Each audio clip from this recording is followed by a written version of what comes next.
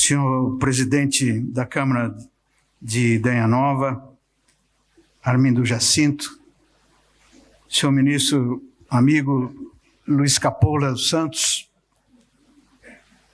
está sempre a me surpreender.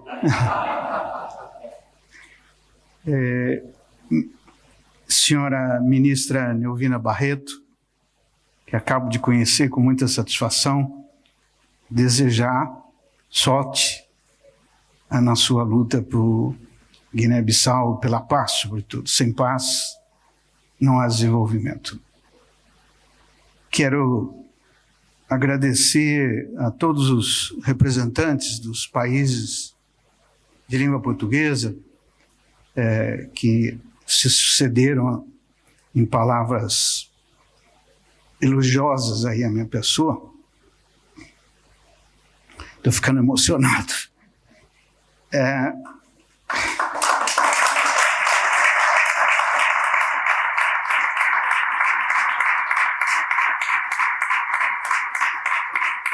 Agradecer muito aos representantes da sociedade civil. Tivemos uma longa história, nem sempre de acertos e sintonias, mas de muita luta e de muita lealdade.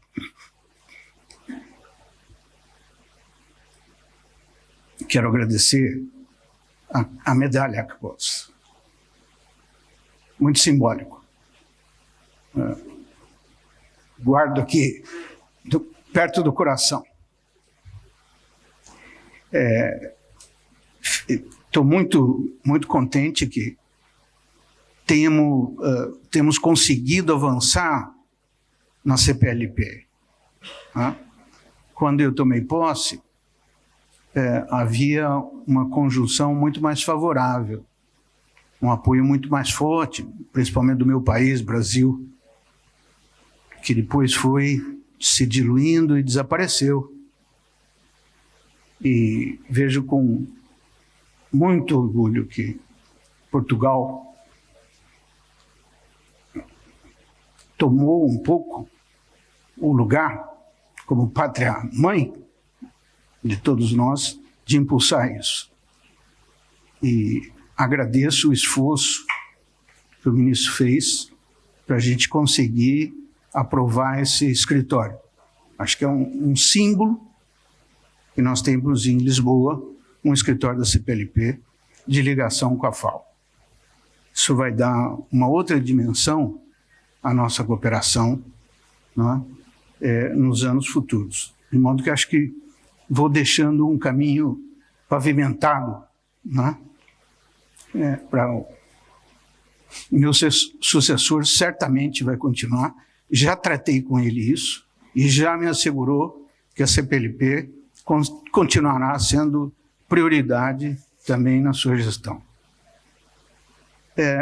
Eu queria aproveitar e que estamos num lugar que nos surpreende a todos pelas suas iniciativas criadoras, Idanha Nova, de dizer um pouco como vejo essa história da nossa luta hoje contra a fome, como vejo o futuro que nos espera. Certamente vocês sabem que a FAO foi uma das primeiras instituições, talvez a primeira de verdade, a ser implantada das instituições do Sistema Nações Unidas. Em 1945, logo após terminada a guerra, havia um consenso na época de que com a paz poderíamos voltar a produzir os alimentos necessários para acabar com a fome no mundo.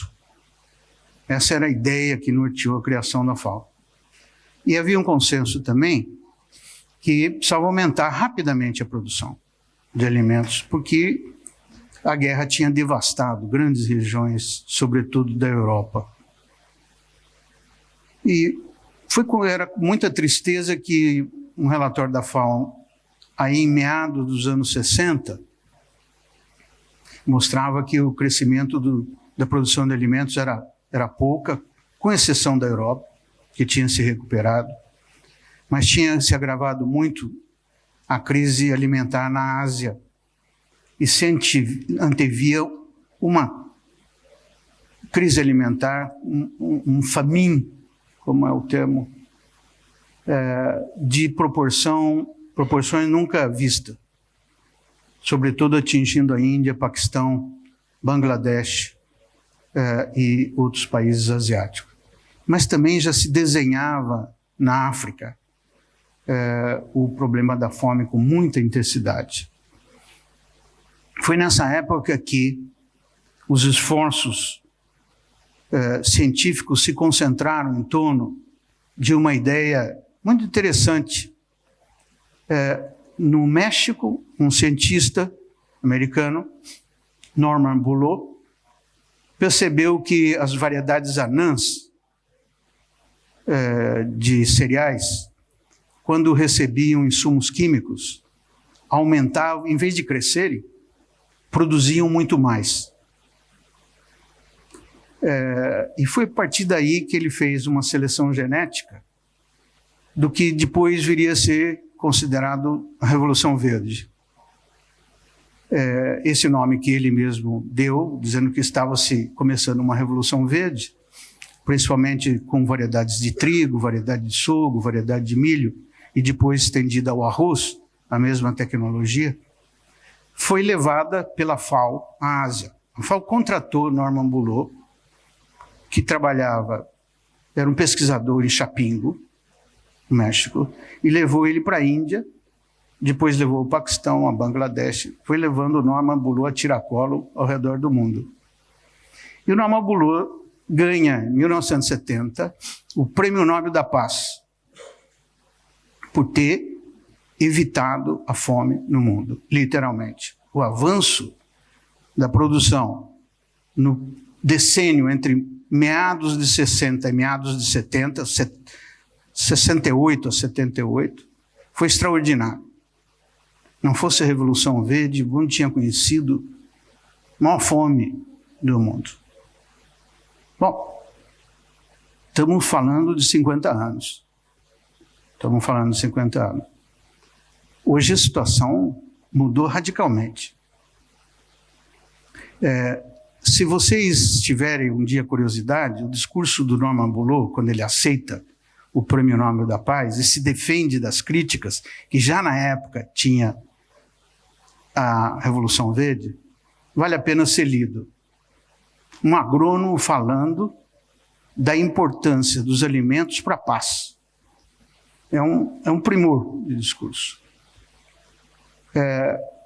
O Norman Bourleau chamava a atenção de que não poderíamos continuar sempre da mesma maneira. Do mesmo jeito que ele tinha inovado, não é? A inovação deveria continuar sendo o centro dos avanços tecnológicos. O futuro não seria da agricultura, não seria intensivo em insumos químicos e máquinas, seria intensivo em tecnologia, novas tecnologias. E é interessante que toda a justificativa era em torno do déficit de alimentos, faltava alimentos. Bem, no final dos anos 80, a FAO já indicava que havia alimentos mais do que suficiente no mundo para alimentar todo mundo. Sobrava alimentos já. E nós começamos a jogar fora alimentos. Todos os europeus certamente se lembrarão das montanhas de trigo, de manteiga, enfim, né? Que sobrava da produção, acumulado estoques que ele tinha. Para azar, ministra, dos nossos africanos e latino-americanos, eles despejaram isso tudo lá, né? Causando um dumping e quase destruindo a nossa agricultura. Eu me lembro, por exemplo, que a região nordeste do Brasil, que era uma grande produtora de leite de cabra, não é? Dizimou a produção de leite de cabra porque recebia leite em pó de ajuda humanitária em quantidades monstruosas e de graça. Bem, Hoje está na hora da gente rever essa ideia de aumentar a produção a qualquer custo, até porque nós não precisamos produzir mais, com exceções de alguns lugares, como foi aqui mencionado. Ainda temos problema de produção localizados, mas a nível global não temos um problema de produção. Esse não é o moto fundamental. Hoje, continuamos a ter um grande número de pessoas famintas, mas, como vocês ouviram aqui, o programa Fome Zero foi inovador nesse sentido. Colocou o dedo na ferida. O problema não é falta de alimento, o problema é ter acesso aos alimentos. Os pobres não podiam comer, não porque não tinha produto, porque não tinha dinheiro para comprar o produto. Então, se estabeleceu um conjunto de políticas sociais, um guarda-chuva de proteção social, que permitiu reduzir a fome, garantindo um acesso aos mais pobres. Esse foi começo dos anos 2000, primeira década, sobretudo. E hoje está relativamente disseminada a ideia de programas de transferência de renda ou de proteção à renda mínima, outras formas para garantir o acesso dos mais pobres às condições mínimas de alimentação. Pois bem, eu estou chegando de Nova York, onde fui lançar o SOF, que é a nossa publicação anual sobre o estado da segurança alimentar no mundo. A primeira vez que a gente lança o SOF em Nova York, no primeiro semestre.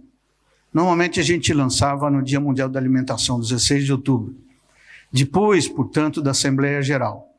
Dessa vez, o ano passado, a presidenta do ECOSOC foi a Roma me pedir, não dá para antecipar, porque senão nós vamos ouvir todo mundo na Assembleia Geral falar sobre os dados do ano passado. E vocês já sabem os dados novos, então mostra os dados novos para a gente. Nós conseguimos antecipar, mostrando. E, lamentavelmente, o quadro que nós apresentamos em Nova York, na segunda-feira, eu diria, não há palavras para descrever. Eu vou dar 3 dos números principais para vocês, vocês me dão o adjetivo que eu devo usar para qualificá-los. Primeiro número, a fome continua subindo. Desde que nós resolvemos erradicar a fome em 2015, a fome só subiu. Cada ano é uma coisa diferente. Não é? Primeiro foram as guerras, os conflitos, sobretudo dos países do Oriente Médio, depois o El Niño, que arrasou países africanos, não é? E continua, como vimos há pouco, Angola. E agora, novamente, a crise econômica. Os países não estão crescendo. E para um país em desenvolvimento não crescer, significa que não gera emprego, não gera mais riqueza. E todo mundo que chega na idade de entrar para a força de trabalho, não tem trabalho. E nos nossos países não tem proteção social. Então quem não trabalha não come. É uma velha regra, né, do tempo da escravidão. Quem não trabalha não come. E a fome está crescendo de novo, por crise econômica. Bem, os números apresentados mostram que nós continuamos na faixa dos 820 milhões de famintos no mundo. O segundo grande número é pior que esse, na minha opinião. Nós nos demos conta, porque a primeira vez nós conseguimos fazer a série das pessoas obesas. E, infelizmente, o número de obesos é maior do que o número de famintos. Descobrimos isso. Temos 830 milhões de obesos no mundo hoje, 10 milhões a mais do que passam fome. Os dois extremos, fome de um lado, obesidade do outro. E a diferença é que a obesidade está em todo lado. País desenvolvido, país em desenvolvimento, país pobre, país rico, crianças, homens, mulheres. E cresce uma taxa vertiginosa. Temos uma epidemia de obesidade pela frente. Não bastasse esses dois números já aterradores, há um terceiro número. nós construímos um outro indicador de fome. Na verdade, esse é um indicador de insegurança alimentar. As coisas são muito difíceis de definir quando elas são simples, né? Pense um pouco como definir fome. Quer dizer, não come o suficiente. Suficiente para quê? Para viver, para trabalhar, para viver bem, né? Ou muitas vezes a gente tem aquela confusão, né? Estou com fome. Não, não está com fome, está com apetite. Está com vontade de comer. Minha avó quer dizer isso. Não está com fome, menino, não sabe? Aquela calabresa teve que sair da Calabra por fome. Ela sabia o que era fome. Bom, nós temos um estado de insegurança alimentar hoje no mundo que afeta 2 bilhões de pessoas. 2 bilhões de pessoas. Se 1 de cada 9 pessoas passa fome, 1 de cada 4 pessoas não sabe se vai ter o suficiente para comer durante a semana. Essa é o que é a medida de insegurança alimentar. A gente pergunta, e é uma pesquisa feita pelo Gallup, em todos os países do mundo que nós cobrimos, 190, vai lá e pergunta, o senhor acha que vai ter comida até o fim da semana? O senhor tem dinheiro para comprar o alimento que precisa? Você tem uma lista de 9 perguntas que são feitas e que mostram essa insegurança. E essa insegurança aumenta quando tem guerra, quando tem conflito. Essa insegurança aumenta quando tem seca.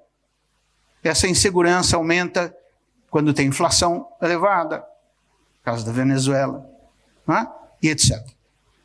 Mas nós nunca esperávamos que chegasse a 2 bilhões de pessoas. 1 cada 4. Parece que nós voltamos à época anterior, Capolas, da agricultura. Porque a agricultura foi inventada porque antes os nossos ancestrais saíam caçar, pescar, coletar frutas. E isso era incerto. Se conseguia pegar um peixe, se conseguia matar um animal, se conseguia encontrar uma fruta. Então eles resolveram plantar, para ter certeza que colheriam o que precisava. A agricultura é um passo em direção à segurança alimentar. Nós estamos voltando à época dos caçadores, pescadores e recoletores. 1 de cada 4 pessoas do mundo não tem certeza que vai poder comer o que precisa para mantê-lo vivo. São números assustadores. Eu me reuni com o Guterres, em Nova York, mandou um abraço. Diz que lamenta não poder voltar à terra dele nesse momento, que queria vir junto, mas não pôde. E ele disse, olha, Graziano, nós fizemos uma avaliação aqui, o pior desempenho dos 17 Objetivos do Desenvolvimento Sustentável é o número 2. Pelos dados que vocês acabam de mostrar, quer dizer, está aumentando a fome, está aumentando a malnutrição, obesidade é uma forma de malnutrição, está aumentando a insegurança alimentar. Precisamos fazer algo rapidamente e muito forte. Nós propusemos fazer uma cimeira sobre segurança alimentar convocado pela ONU. Está em avaliação essa proposta. É uma proposta das 3 agências romanas, a FAO, o FIDA e o Programa Mundial de Alimentos, para o ano 2021.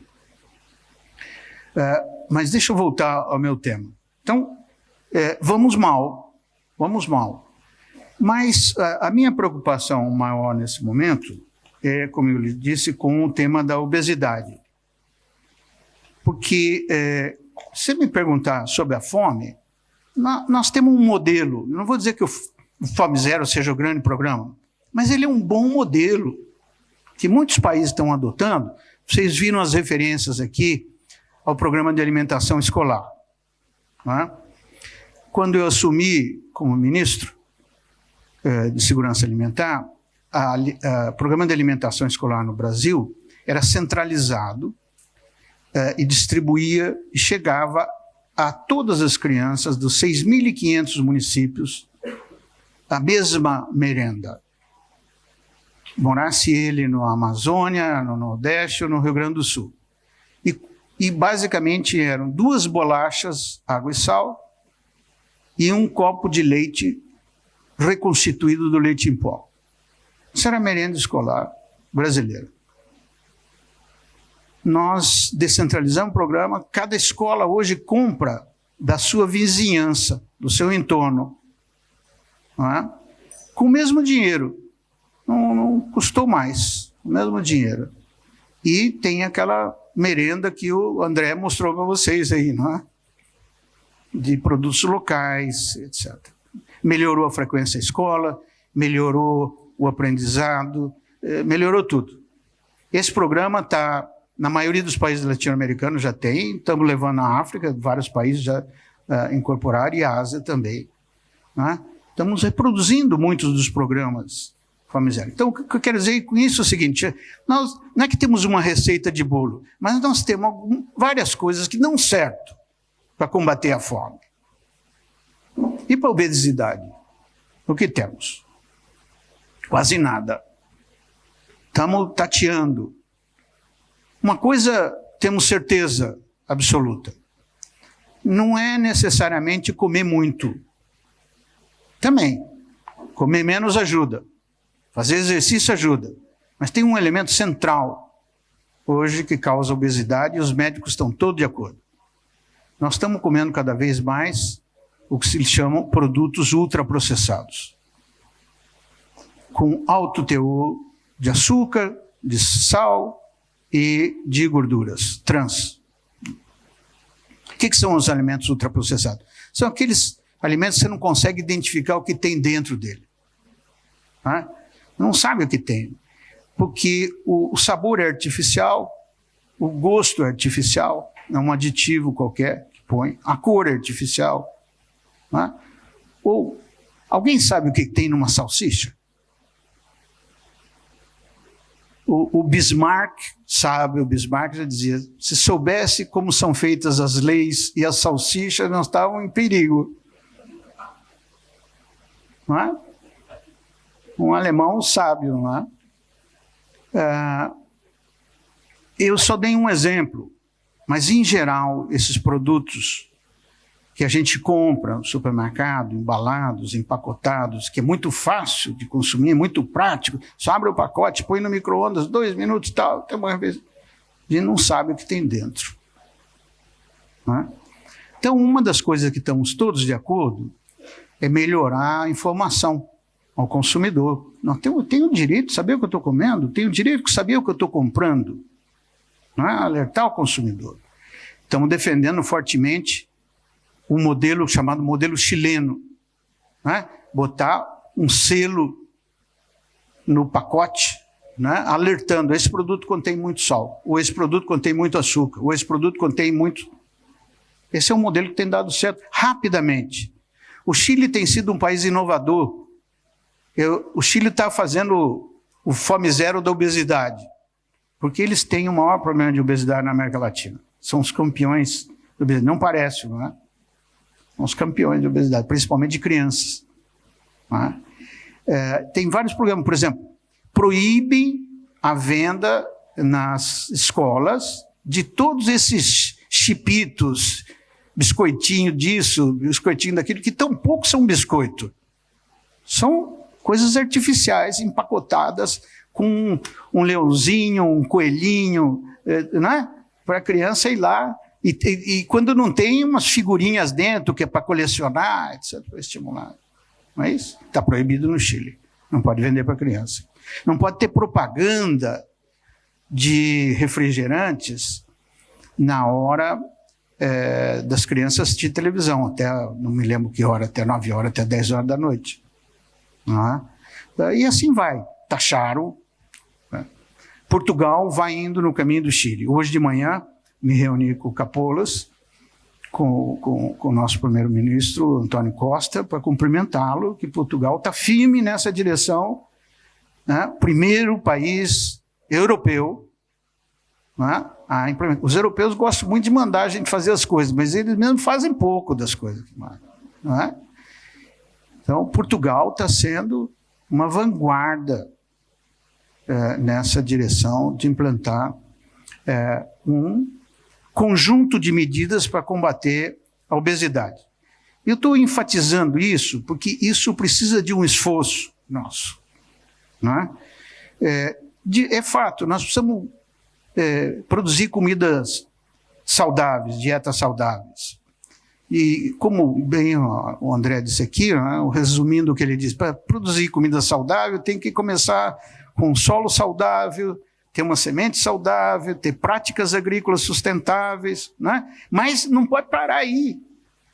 Precisa também ter uma distribuição desse alimento, a gente precisa achar esse alimento saudável.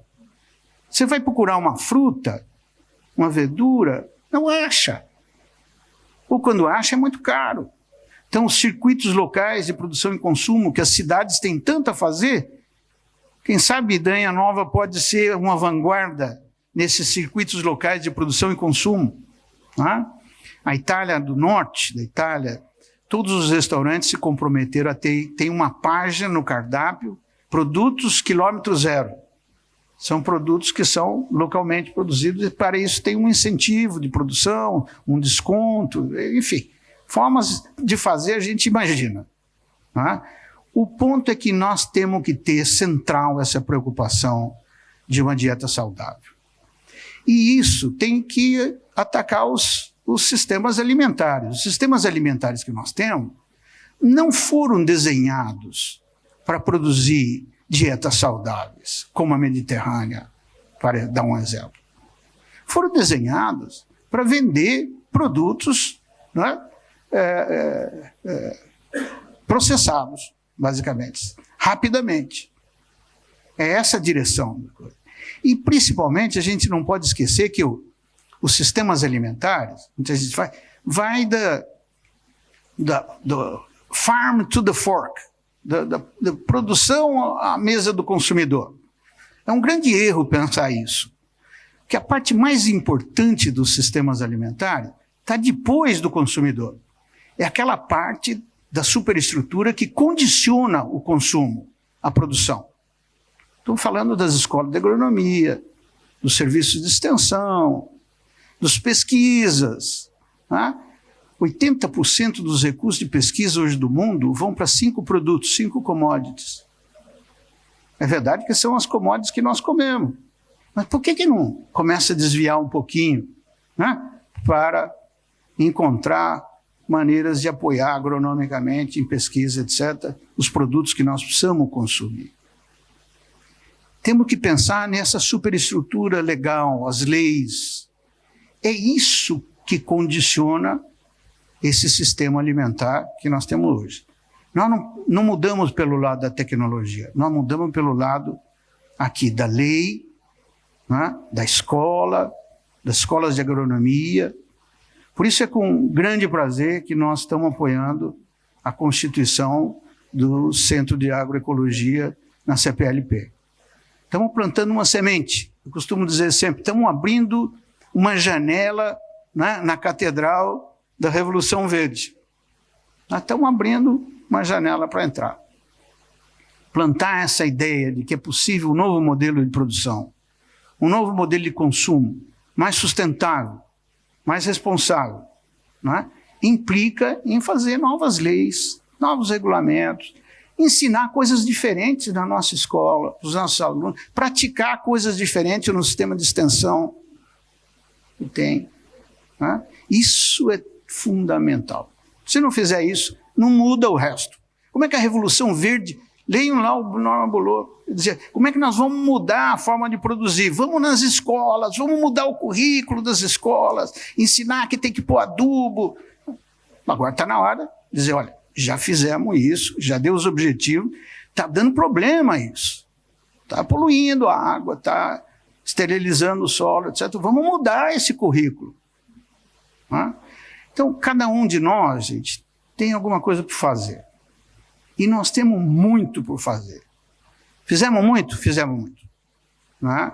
Creio que ter evitado uma epidemia de fome nos anos 70 foi um grande progresso.